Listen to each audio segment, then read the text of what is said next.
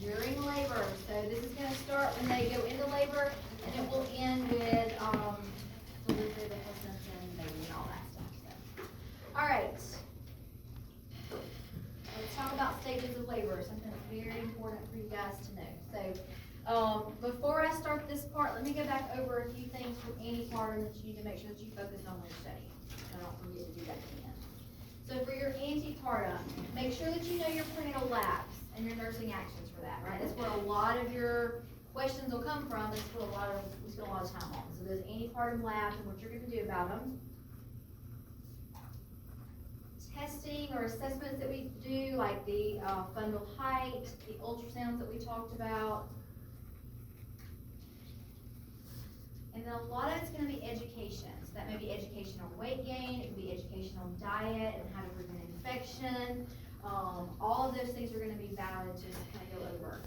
And then the other one that I would definitely pay attention to is discomforts of pregnancy versus danger signs or things that are a problem, right? Alright, moving on to your intrapartum. The first thing we're going to cover is I'm just going to go over the stages of labor so that we're all on the same page, and then we'll kind of move forward with our case studies. So stage 1 is the actual labor process, and stage 1 has 3 separate phases. So phase 1 is known as latent or early labor, and this is when they're going to be 0 to 3 centimeters dilated.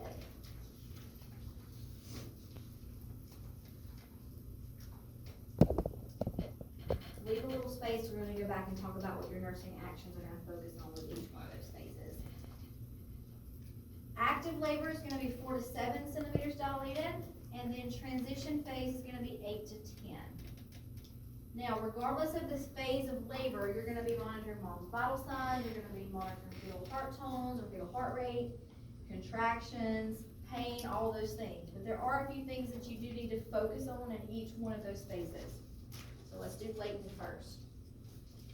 So latent is early labor, and this is going to be focused on getting them admitted, identifying any risk factors,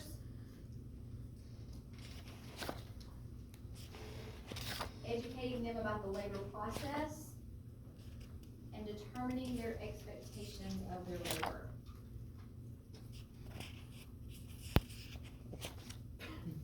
For your active labor, this is going to be focused on pain management. This is usually where they're going to require some pain medicine, and we'll talk about different options in just a little bit.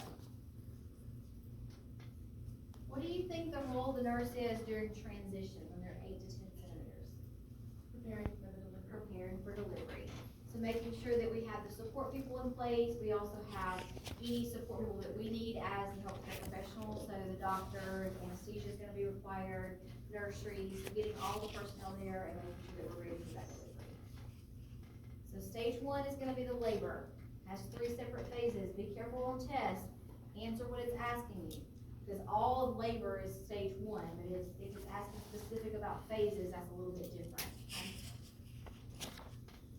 Stage 2 is going to be the pushing phase. So this is going to start when they are 10 centimeters dilated, and it will end with the delivery of the baby.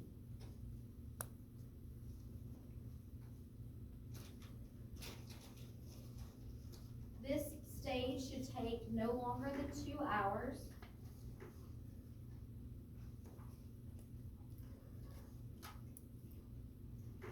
Then you have stage 3, which is placental delivery.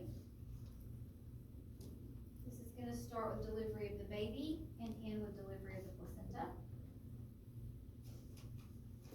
This stage should take no more than about 30 minutes. There are 3 signs that the placenta has detached that I want you to be familiar with. So gush of blood, lengthening of the cord, and change in the shape of the abdomen.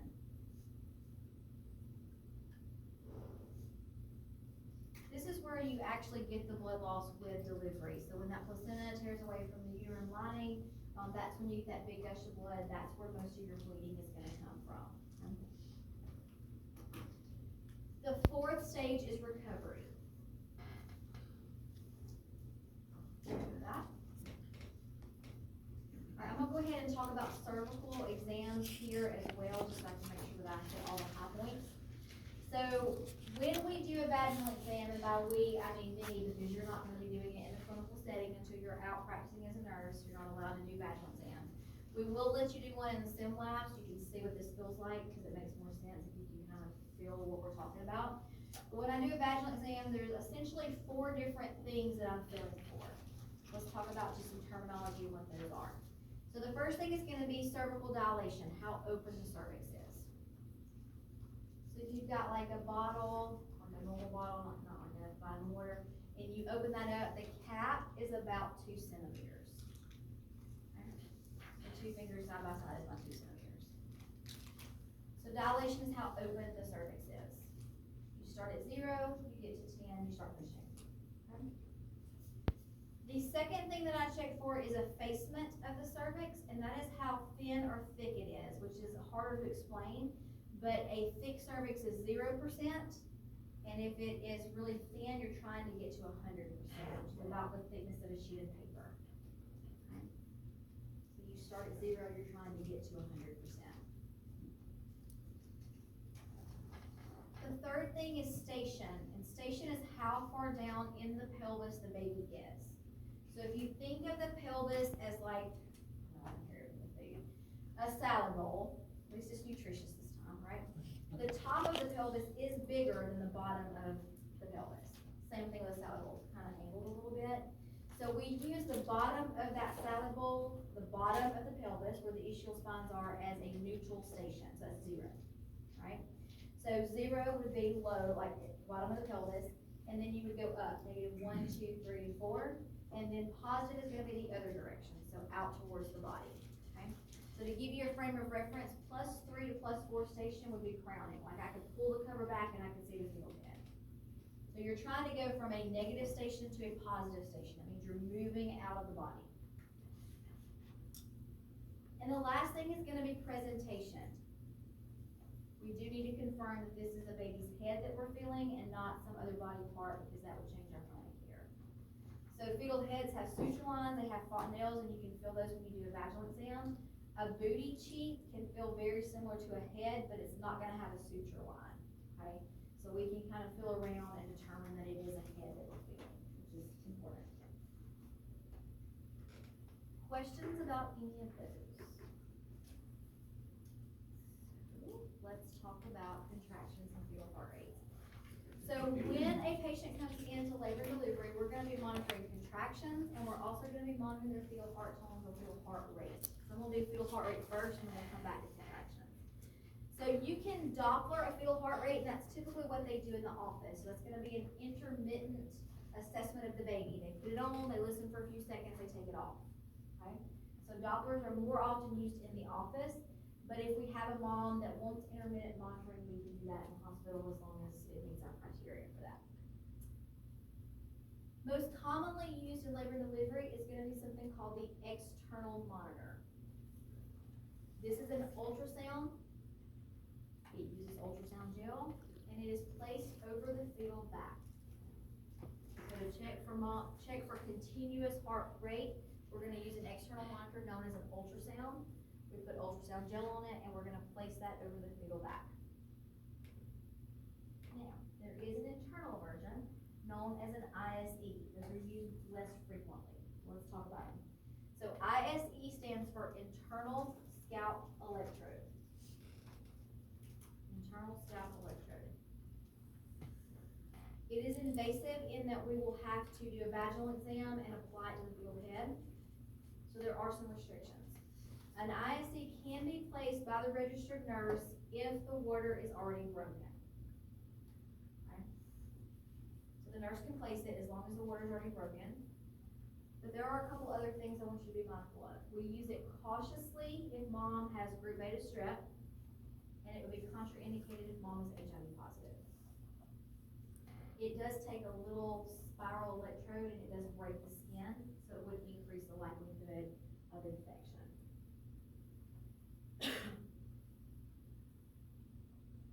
So more commonly, you're just going to see the ultrasound used. We would usually only use an ISE if we, for some reason, could not adequately trace using an external monitor. There's no need to do an internal monitor if the external is doing the same job. Moving over to contractions. So the first two are gonna go hand in hand. So there is an external monitor known as the TOCO, and the TOCO is gonna be placed over the fundus of the uterus, at the top of the uterus. The TOCO will monitor frequency and duration of the contractions, but not the strength, hence the palpation. Right? So if we're using an external monitor, the nurse is actually gonna palpate to see how strong those contractions are. And we usually gauge it as mild, moderate, or strong. Mild, kind of like the nose, it's a little squishy, but then it gets hard. Moderate's kind of like the chin, it's a little squishy, but then it gets hard, and then a strong contraction like the forehead, it's just hard. Okay? So those two go hand in hand.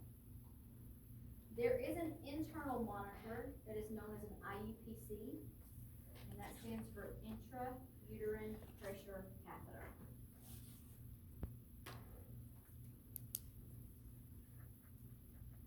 It can only be placed by the healthcare provider, and it will monitor frequency, duration, and strength. So it does all three.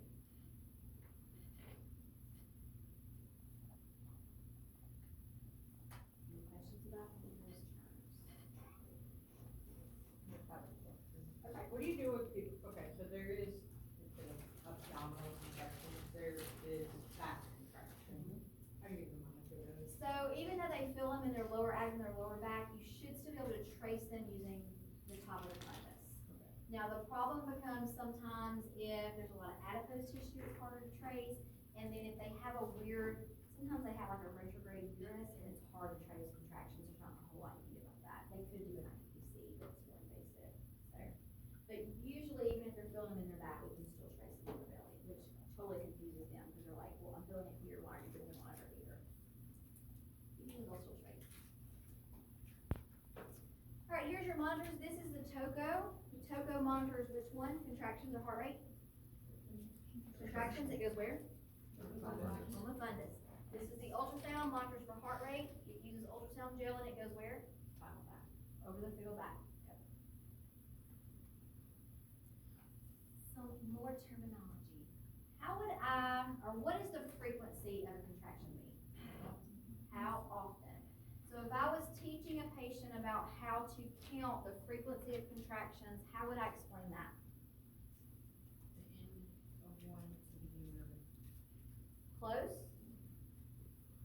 How often you're gonna go beginning of one to beginning of the next. So frequency is beginning to beginning. Okay? Which is usually what we're concerned about. Duration is gonna be how long each contraction lasts. So you would do beginning of a contraction to the end of the same contraction.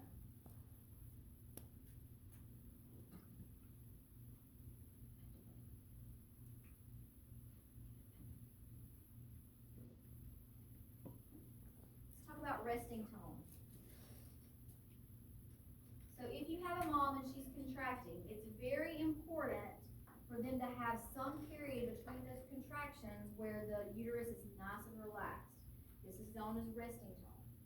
Okay? If they don't have that, that can stress the baby out. Because anytime the uterus is clamped down, the blood supply to the baby is somewhat decreased. So we want to make sure we have some time that the uterus is not nice and contracted down, known as resting tone. Okay? One other term I want y'all to know, in case y'all see it, there's two, so I'm going to write them up here because they're spelled a little weird.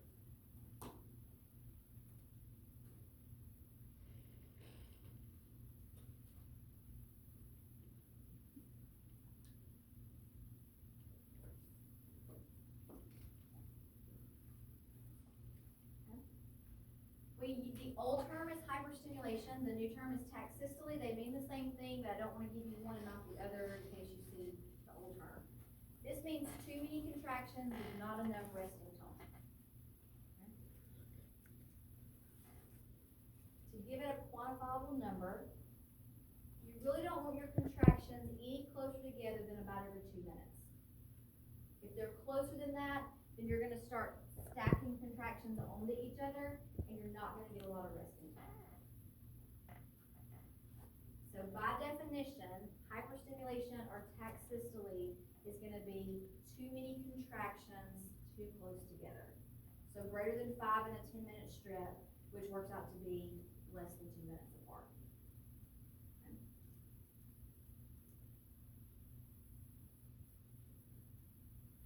Tachysystole, if they're having that, would be an indication to decrease the oxytocin and medication to make them contract.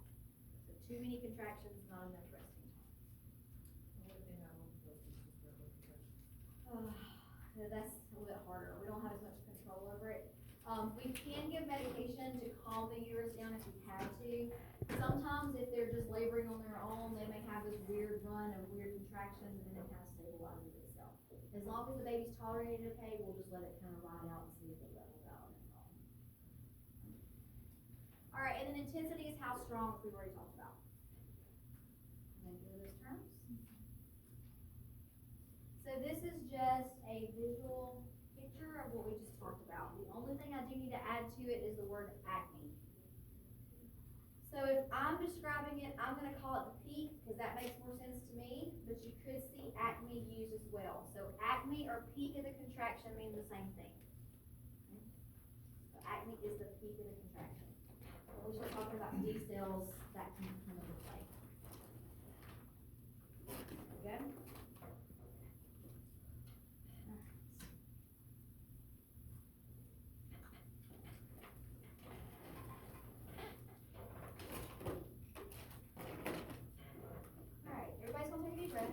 Okay, this is like the meat of the lecture, it's a lot, you're gonna be fine, we're gonna practice it, everybody's gonna be okay. I'm gonna just give you the nuts and bolts of it, and then we're gonna apply it. So here we go. Alright, write down these terms.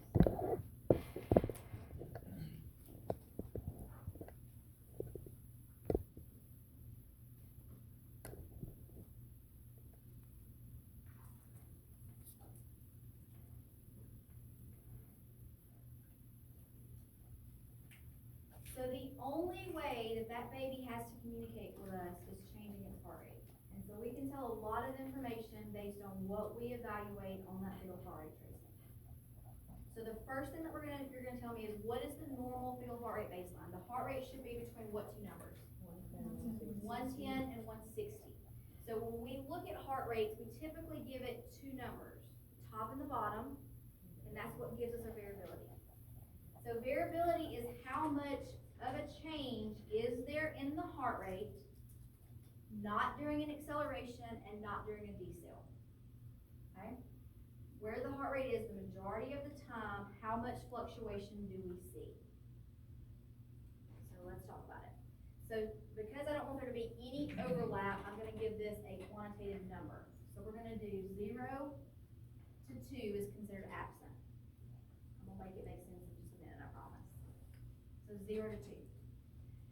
So if I gave you a question on a test and it said that your fetal heart rate is 130 to 131, how many beats of change is that? One falls in between 0 and 2. That is absent. Okay? Absent is not okay. We are not happy about it. The next one is minimal. It's going to be 3 to 5.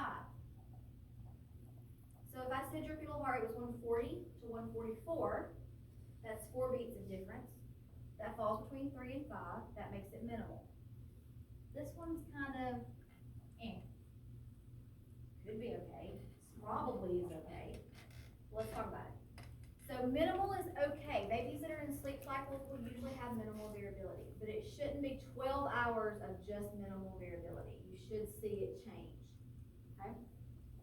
The next one is moderate.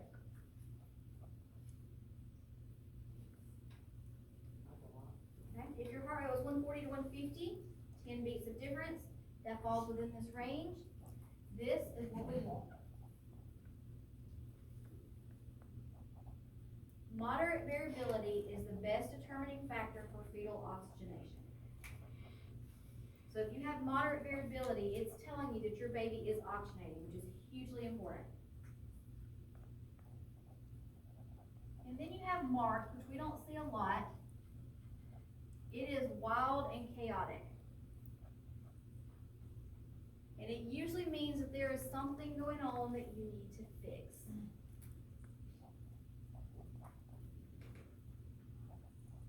Maybe mom's blood pressure dropped and baby's like, what the heck happened? Okay? So if we were to rate these from worst to best, which one is the worst? Which one is the second worst? Moderate. Which one is the third? Minimal. And which one do we want? Moderate. Okay? So you want moderate variability. Minimal we tolerate, we don't like absent, we definitely don't like marked either. Is this only during contractions? No, This is all. this is all the time, just evaluating the fetal heart rate anytime. Could you like, look at me like, how it would be like on this versus Could be a couple different ways. So I could give it in word form and say, you have a mom that's laboring, the fetal heart rate is 130 to 131 with late decels, and then ask you to interpret or do some actions. Or I could just give you a strip and let you evaluate the whole strip, which is probably what's gonna happen. Okay? Well, we're gonna give you some practice. All right, everybody good with this? Now, once we have decided what our variability is, then we're gonna start to look for A cells and D cells. Leave this up.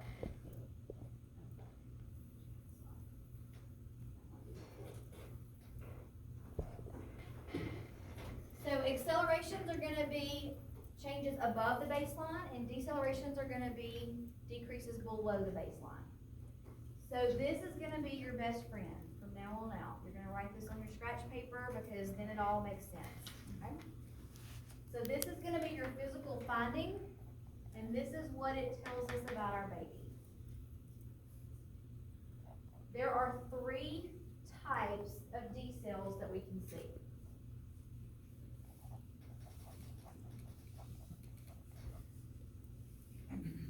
The first one that we're gonna cover is variables, not to be confused with variability, it's different. So I'm gonna give you how to describe a variable D cell in word form, because Casey likes to put it in word form and I like to give you a strip. Variable D cells are an abrupt drop in the fetal heart rate with an abrupt return to baseline. It may or may not be associated with a contraction. Okay? They often look like V's, W's, or U's, like the bottom one. If you see variable D cells, it is telling you that you have cord compression. That's what's causing it. Okay? The next one is early. Earlies are going to be described as a subtle decrease in the fetal heart rate that mirrors the contraction. So you do have to know where the contraction is to be able to classify it as an early. Okay?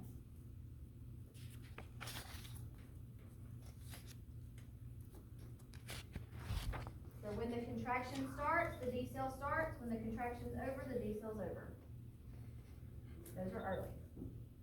Earlies indicate head compression, which is technically considered normal as the baby goes.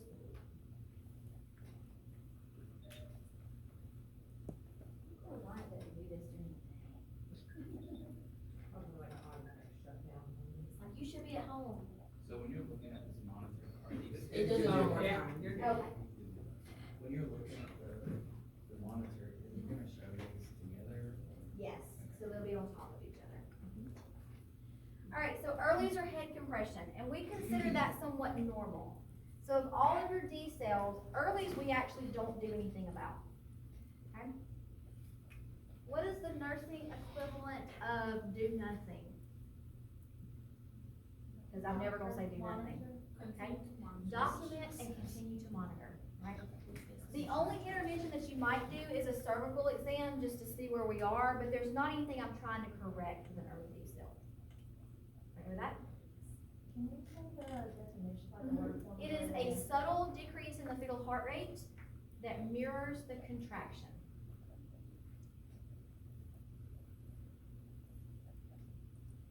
Alright, the next one is A cells, which is actually a good thing. So accelerations are these increases above the fetal heart rate baseline, and they indicate that your baby is okay. We like to see A cells. Do what? It changed for some reason. That's all we had to Oh, go. Coach did. Let me lay right here. I'm fiddling, and that's what's causing it. Alright, the next one is late.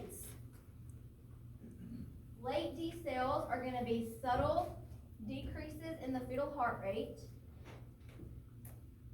that start at or after the peak of the contraction and are not back up to baseline by the end of the contraction. They occur late in the contraction. It is okay to be early, it is not okay to be late.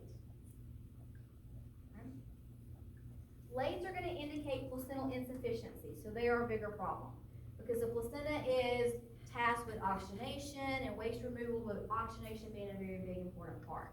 So if you're seeing late D cells, it's telling you that your baby is not oxygenating as well as we would like. And the intervention. Oh, we're gonna cover the interventions. There's a list, there's always a list. Okay, so let's talk about what we're gonna do about them. Because that's important. I can make 15 trips to this side.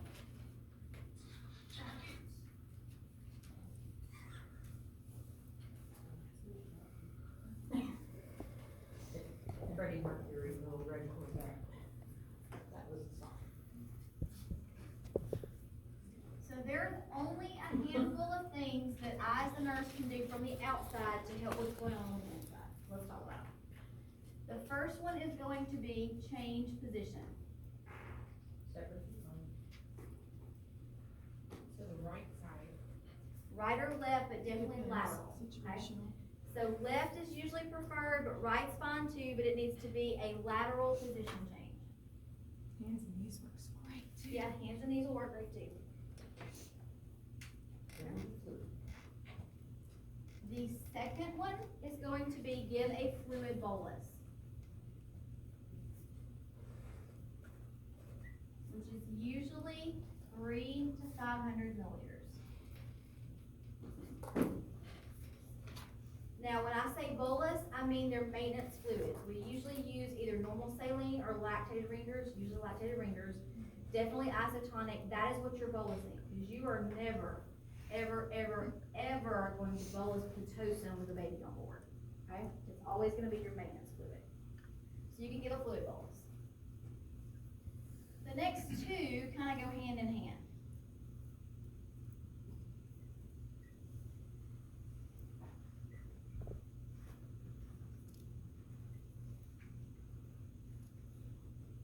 If they are on Pitocin and your baby is stressed out, you can stop it. If you feel like your strep looks bad enough that you are putting oxygen on the mom, you should also be stopping the Pitocin, much to the chagrin of the physicians. So if I put oxygen on, I automatically stop on I was Pitocin. gonna ask, does there have to be an order? We have a standing order for it. Okay. Is this only for late stuff?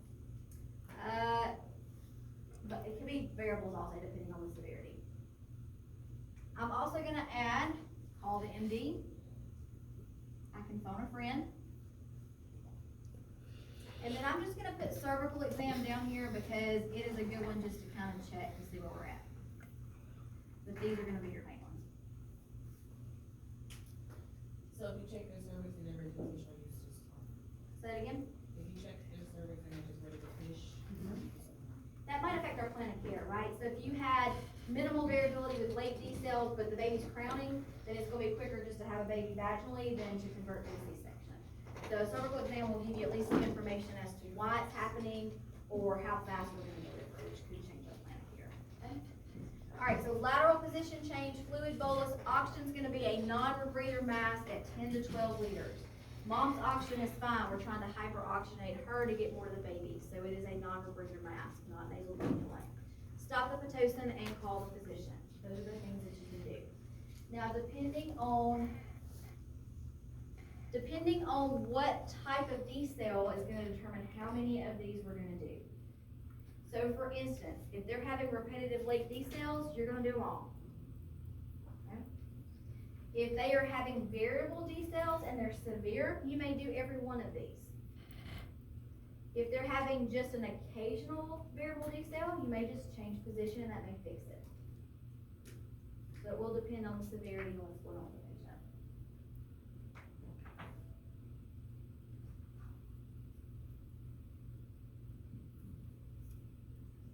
Questions about those?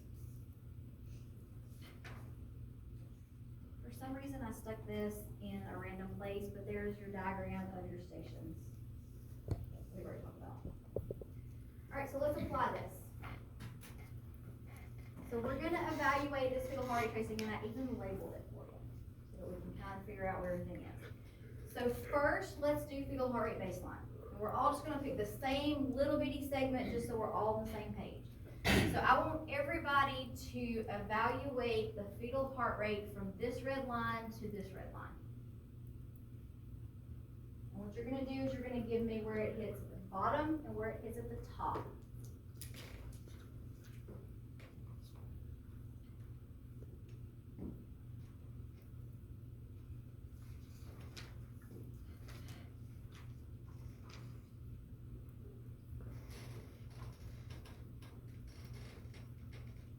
See, it can be a little subjective.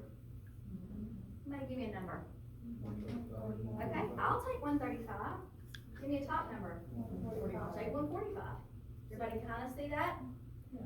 Alright, so is 135 to 145 a normal heart rate? Yes. It is. And if it's 135 to 145, how many beats of difference is that? 10.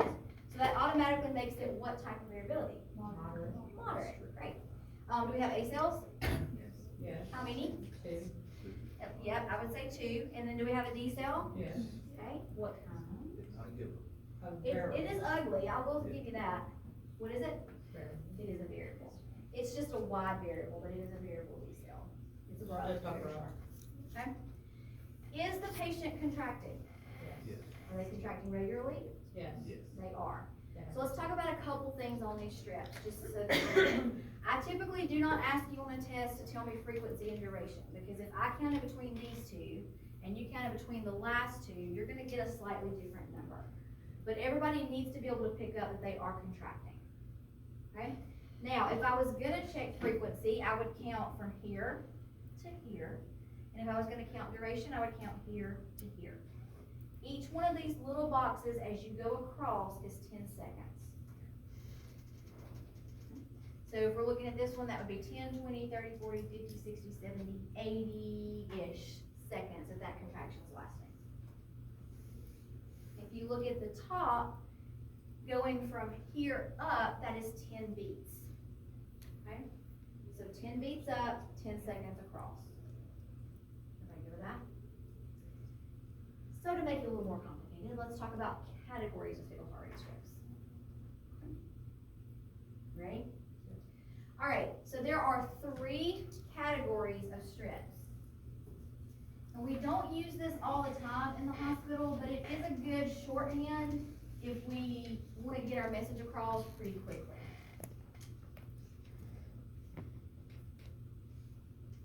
I'm going to talk about 1 and 3 because 2 is essentially useless, but we will talk about it. Alright, if you tell a doctor that you have a category 1 strip, it means everything looks good. Minimal to moderate variability, they probably have accelerations, and the only D cell they can have is an early. Okay? Everything looks good.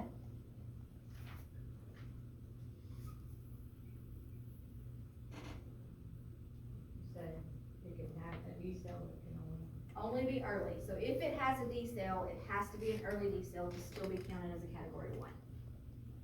And the other one's X cell. or A Usually cell. has A cells, doesn't have to, but it would at least have to have good variability. Okay. So if I call my physician and I say, hey, I got a category 1 strep, they know all's well. I don't need to do anything. Okay? Let's get to category 3. Not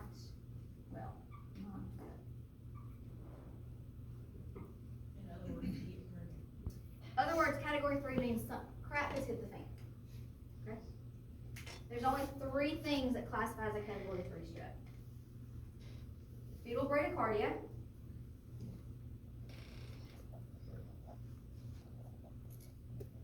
something called sinusoidal pattern, which I will show you but will not test you on. Sinusoidal is spelled S-I-N-U-S-O-I-D-A-L.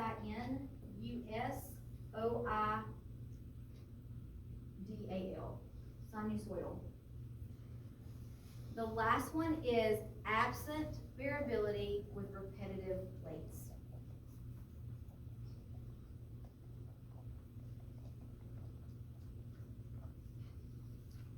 Let's go back to those. Fetal bradycardia, sinusoidal pattern, or absent variability with late D cells. So if I call my physician and I say, I have a category 3 strip, I need you here now, they know that things are not good and they need to hurry up and get here. Okay? Everything else falls into category 2. So if you had minimal variability with late D cells, category 2. If you had absent variabilities with earlies, category 2. If you had moderate variability with variables, category 2. It's not very helpful, okay? So usually if it falls into a category 2, we have to explain what's going on, but I could definitely call a physician and say, I have a category 1 strip, are you okay with them going home? Or I have a category 3 strip, need you here now. Okay? Is that good? So like, if you have this strip and that heart rate got down on that D cell to like 50, would you call for the category 3 or would? No, it'd still be a category 2. Okay. Yeah. So it would be all those things? Yes. Well, it has to meet one of those criteria to be a category 3. And we have moderate variability, so automatically it can't be a category 3. So this is a cat 2 strip.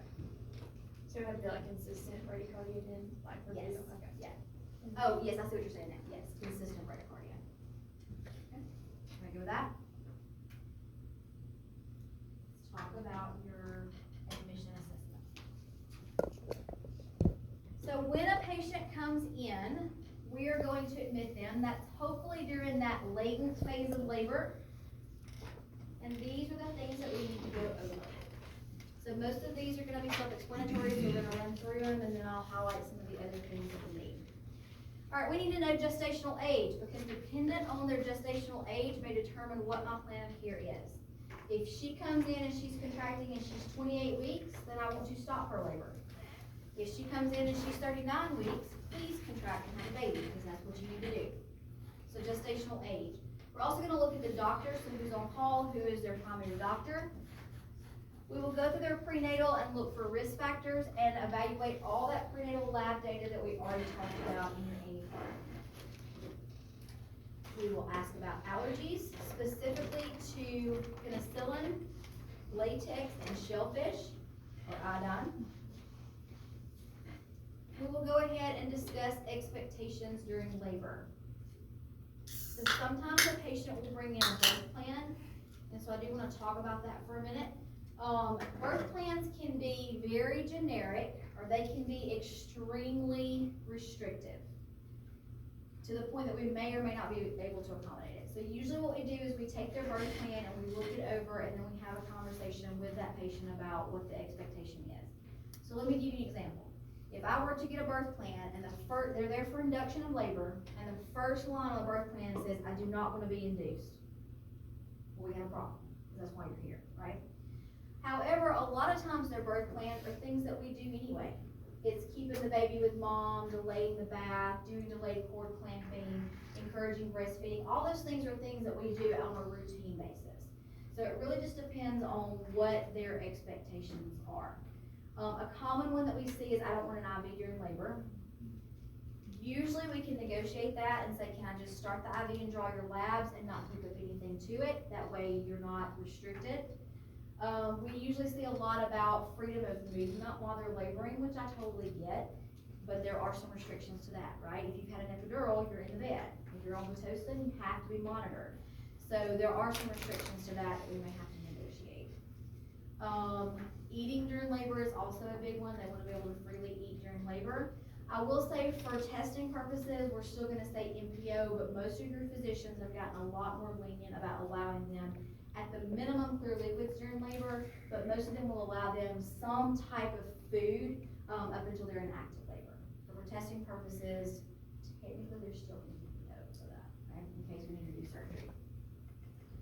So we'll go over all that. If we reach a roadblock where we can't negotiate anything, then that's when the physician would need to get involved and have a conversation with the patient about, is this a realistic expectation that we can accommodate?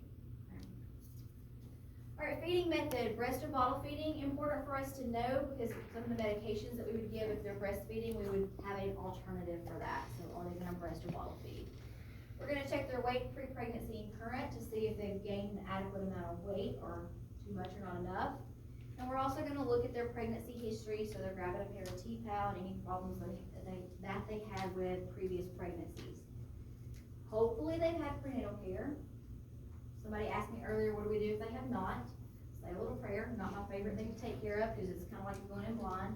But if we have a patient that comes in with no prenatal care, we do a stat ultrasound to see if we can determine how many weeks they are, because that can affect our plan of care. And we do all the prenatal labs once we get them settled in. Are there any cultural or religious beliefs that we need to be mindful of while they're in our care? What is their preferred pain control method? So let's talk about your options. You can do IV narcotics. You could do an epidural, spinal if they're having a C-section. Or you could do non-pharmacological type interventions. So let's talk about your narcotics first. If we are doing IV narcotics, there will be a point in time where I can no longer administer that. Everybody there's not like a set in stone number of dilation, but most of your physicians usually will not give IV narcotics once they reach 6 to 7 centimeters. Or if they're moving really fast, they will not give IV narcotics. It does cross the placenta, so if you give it to mom, it's gonna sedate the baby and then you have some issues at delivery, okay? However, if you were to give, let's say fentanyl, because we use fentanyl a lot, and the mom just went really fast. She was 4 centimeters, you gave fentanyl, it's 30 minutes later, she's ready to deliver. One of the first things that you need to tell the nursery nurse when she comes in is that you just take fentanyl 30 minutes ago. And they're gonna go, and they're gonna open up their drug box. And what medication are they gonna pull out? Narcan. They're gonna pull out Narcan, so if they need to reverse it, they can. With a big old asterisk, okay? We do not give Narcan if our mom is drug addicted to anything that falls within that classification. So the street drug version would be heroin. If they're abusing prescription drugs, it's often OxyContin or Percocet or something along that lines. If they are in recovery and in treatment, if they are taking methadone or Suboxone, all of those still fall within that family. We do not give Narcan to that baby, because essentially it puts them into withdrawals, which can be more detrimental than just treating the respiratory depression, okay? So no Narcan in that situation. When we're giving this, we're gonna assess them like any other patient. Assess their pain level, assess their vital signs, their respiratory status. The thing that you are gonna add is the cervical dilation to make sure that we're not giving it if they're close to delivery.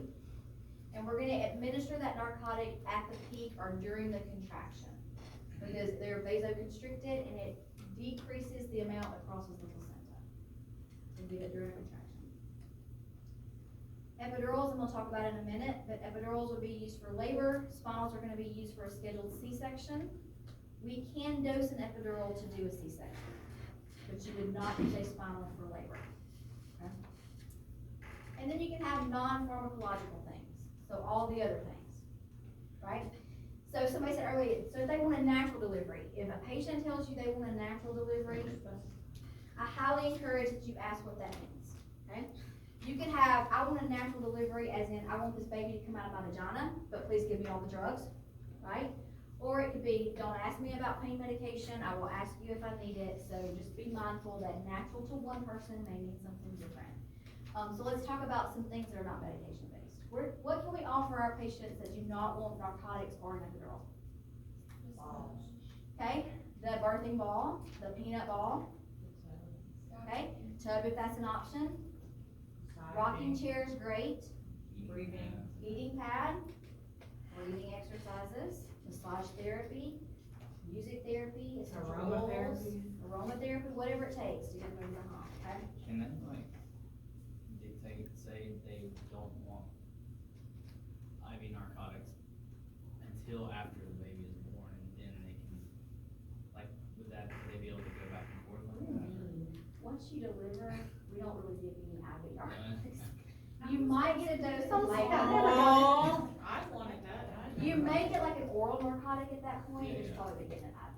Okay. So usually once they deliver their own, like a PRN narcotic, then usually they get more tolerant with it. Now, obviously, if they had another type of delivery or had a C-section, that changes the pain management options a little bit, but, Would that transfer into the breast milk? it can, well, it does, but a certain percentage would. So Okay. there's certain, like you have your regular drug book, and then we have a drug book that tells us what percent would pass into breast milk, and then we just pick the safer option. So some will, but it's not usually enough to overly sedate the baby. Alright, with that, those are your pain management options. We're also gonna look at their support system. Do they have adequate resources at home? Do we suspect domestic abuse? So, let's talk about that for a second. A lot of people expect that when they have a patient that is being abused, that the abuser that comes with them is gonna be aggressive in nature, and that is not usually what we see. I'm not gonna say it'll never happen, but a lot of times what we see is they'll come in and they are very doting. They answer for the patient, they don't wanna leave the room. That can also be a sign of domestic violence, okay?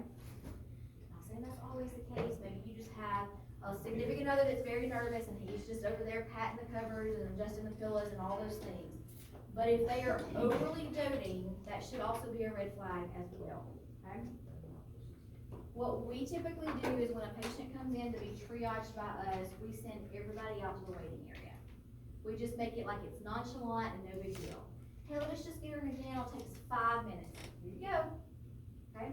Because once I get them through that door, they can't get back in unless I let them in. And it gives us about 5 to 10 minutes to ask all those weird questions that they may or may not want their partner knowing, and to address any domestic violence issues, okay? So we would do that as a screening for all of our patients. Functional needs, do they have a car seat? Do they have transportation to the doctor? All the things they would need once they go home. Do they have money for formula if they're not gonna breastfeed? All of our adolescent moms are gonna be considered high risk, and they're gonna get a social service consult to evaluate the resources they have at home, okay? Screening for PIH, I'm gonna cover at the end, because I'm gonna go over the specific questions. What medications are they taking? Are they using any drugs? And that does include smoking or tobacco use. And then we need to know where their placenta is located. So we talked about this earlier. Where does it not need to be located? Over the cervix. Over the cervix. And I don't wanna do a vaginal exam if it is located over the cervix, because that's gonna cause some bleeding. Alright, let's do your PIH or your gestational hypertension or your preeclampsia screening, however you wanna call it. This is the part that I do want you to know for this semester, but past this, I'm not gonna ask you a lot of questions. So this is what we ask every patient to screen them for pregnancy-related complications of hypertension. So, full set of vital signs. Our kind of cutoff is gonna be 140/90. If it's that or higher, then that is abnormal. Then you're gonna do your assessment. So you're gonna assess swelling. You're gonna assess deep tendon reflexes of the knee. And you're gonna assess clonus. Do y'all remember talking about clonus in one twelve? You may or may not have, it's kind of a weird assessment. Alright, so let's talk about it. So swelling, is it pitting or non-pitting, right? DTR, so if you check the knee, a normal reflex is considered +2. Somebody that has blood pressure issues may have an exaggerated DTR, so like +3 or +4 would be abnormal. Clonus, if you're gonna check for it, what you're gonna do is you're gonna take their foot and you're gonna sharply dorsiflex their foot and hold it there for a second, and you're gonna let it go. Normally it just falls back into place. If they have clonus, it does this weird jerky motion, and you count how many times it jerks, and it should be 0. So if you have clonus, they are high risk for having a seizure. You should be placed on seizure precautions, okay? Now, we check it for our pregnant patients, but it works for neurological patients too. So if your patient has meningitis, check them for clonus, because they're high risk for seizures also. So how many every times it beats is how many beats of clonus they have, and you should have no clonus. And then you're gonna ask them a series of questions. And we'll see if I can remember these as I go through my patient thing. Any headache, nausea or dizziness, changes to their vision like spots, blurred vision or floaters, any pain up under their right breast that radiates to their back that's sharp and shooting and not related to baby moving or punching.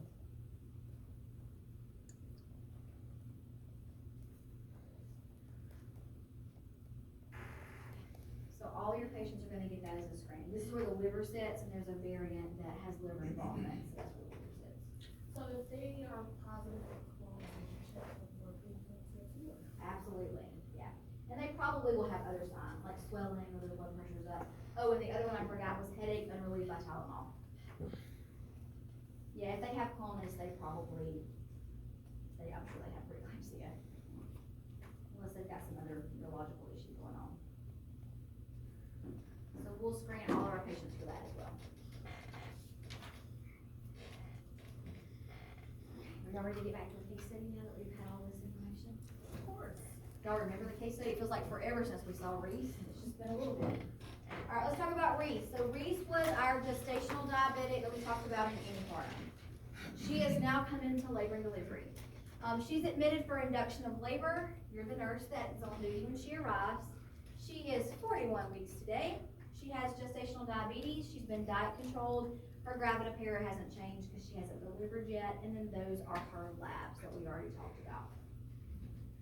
What does the term induction mean? They're gonna give her medicine to have the baby. You are not in labor, but you will be. And you got Okay? We are gonna push the envelope and put you into labor, okay? What is the significance of her being 41 weeks, or why does it matter? Overdue. She is overdue, and she is gestational diabetic, so we just gave her an extra week to grow this baby extra big for us. It's fantastic, okay? Here's the other thing that you have to worry about if they're post dates or they're overdue. The placenta does have a shelf life, if you wanna call it that, right? Expiration date. An expiration date, yes. So it's only gonna work to the best of its ability for a period of time. And the more overdue you are, the less likely that the placenta is gonna be 100% working. So you can see some problems with D-cells, specifically late, because the placenta's not working properly. So we always have to kind of keep that in the back of our mind as well. And that doesn't mean that I haven't had tons of 41-weekers that come in and the baby looks beautiful and nothing's a problem, but it is something that you have to kind of keep in the back of your head, okay? All right, Now she's stressed. she is group beta strep positive, so she will need to get what during labor? Penicillin, so we usually use IV penicillin every 4 hours to treat her group beta strep. So the physician gives us orders, and this is a lot of stuff, so just bear with me for a second. The way it shows it on here is. Oh, is it a hot mess? Literally a foreign language. Well, We can't read It that. looks about the same. it's apparently the font that I chose, so please, take this with a grain of salt. I'll see if I can fix it. It's probably because it's script on my end. All right, so admit her for labor and delivery, a cervical exam on admission. If the Bishop score is less than 3, place Cervivil. We're gonna table that, we'll come back to it. Penicillin G, she's getting that for what reason? The group is. The group beta strep. Bed rest with bathroom privileges, we're gonna do a CBC and a type and hold, continuous fetal monitoring. She is gestational diabetic, so we picked normal saline over lactated ringers for her, and then call for further orders. First, let's look at her labs, let's start there. Any red flags on her labs that we did on admission?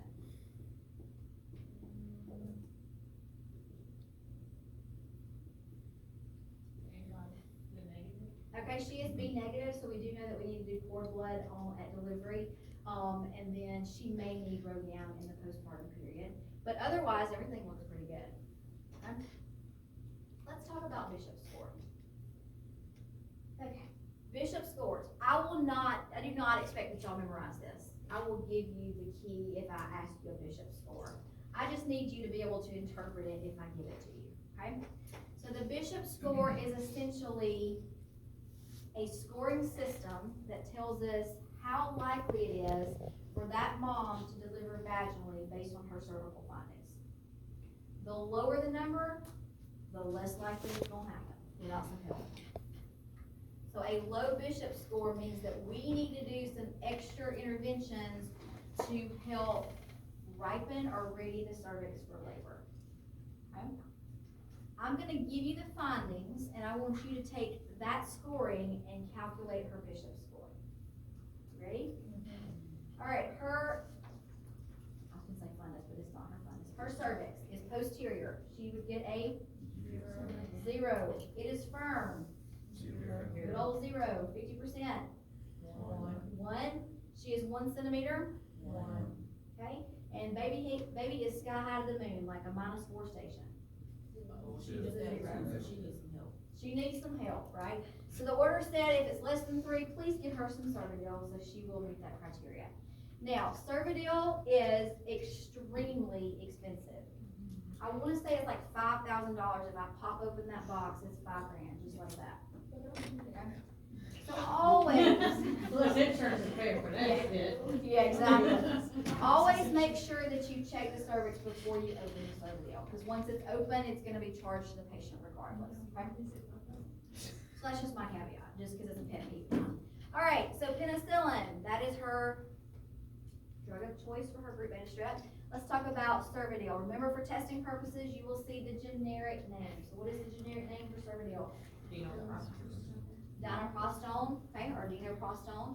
It is a cervical ripening agent, and it looks like a flat tampon. It has a string and everything. So the nurse would place this on the back side of the cervix. It's gonna secrete hormones and help ready that cervix for labor. It typically